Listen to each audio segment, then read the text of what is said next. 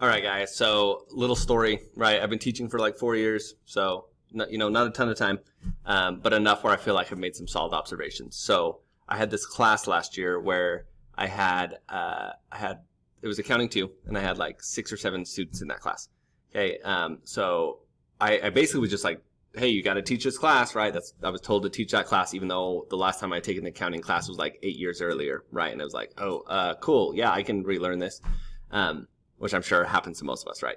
But so I taught that class, and we ended up, instead of doing a lot of formal type assessments, I ended up going a different route where I like let the kids choose a book that was related to finance or accounting, and then they read a chapter every night or whatever, and then we would talk about it in class for like 20 minutes. We called it book club, and it was so funny. The kids like got really into it, right? A little bit of like self-directed learning style, right? But they got really into it. They learned a ton, and like I grew really close with them, and it was a really awesome class. It was probably one of my best classes as far as like if I was trying to evaluate like the learning scale and the impact I had on students. Okay, and I also had another class that semester where everything was set up. I had taught the class before. I gave them like quizzes and all that, just focusing more on like, hey, you've got to prove to me that you learned something through this multiple choice test, right? And like they didn't learn as much, right? And like you could blame that on either a larger class size or maybe I wasn't good at that subject or whatever. But at the end of the day, they didn't learn as much from me in that class as in my accounting 2 class. And so obviously, that cuts me deep. And so just kind of like looking at that, companies are really, so in my class right now, we're learning about, it's called like the 20% project, but basically Google allows their employees 20% of their working time to go work on whatever project they want as long as it relates to the Google mission statement, right? Or the Google mission. And so there's actually classrooms that do that where they're like, hey, we're going to give you 20% of class to go work on a project that you choose as long as it relates to something with this class, right? And it allows kids to be creative and passionate. And what I love about this is companies have kind of said, hey, like we're not interested in getting these factory workers anymore, these 8 to 5, right? Like they show up, they do what they're told, they don't innovate, they just do their job and then they leave, right? And that's kind of the school format is kind of like was built for that, right? That's a whole different debate. But yeah, like new companies are like, hey, actually we'd like a little bit more creativity, students thinking outside the box and being able to work with each other. Like that's what we really value and that's what really helps us be profitable, right? So those are the type of employees we want. And so that's what kind of led me to this spot right here. So I'll shrink my face down. Okay, so this is PictoChart.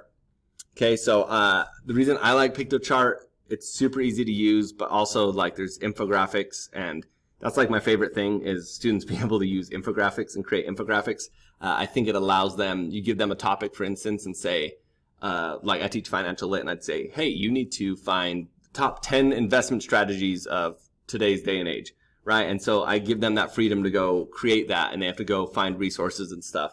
So like, for instance, they would go create an account here, right, and then, oh, I want to create an infographic. So they'd click on whatever they're trying to create, and then they'd go find something that they like, okay? So maybe they like this water one, okay?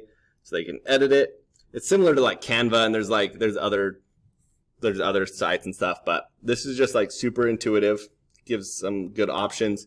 And students can go and like make edits, right? So like 10 facts about, I don't know, green, what's that called? Green, I guess we'll say green energy, okay?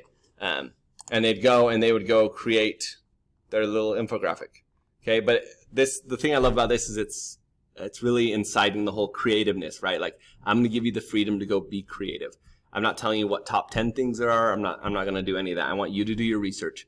Okay. And what I love about this is kids are going to remember something like this and retain this information much better than a multiple choice test they take. Right. And I mean, we can get into that whole debate, but you taking a test isn't going to really change much, right? Like I don't remember a single thing that I learned in one of my multiple choice tests. What I do remember is some of the projects I had to work on and the students I had to work with and like those soft skills that I really learned.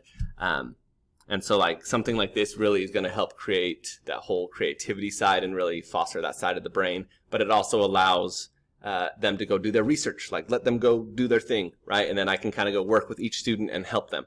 So yeah, this is a good tool. hopefully you enjoy it and you can play around with it. Again, it's called PictoChart, and it's awesome. So thanks, guys.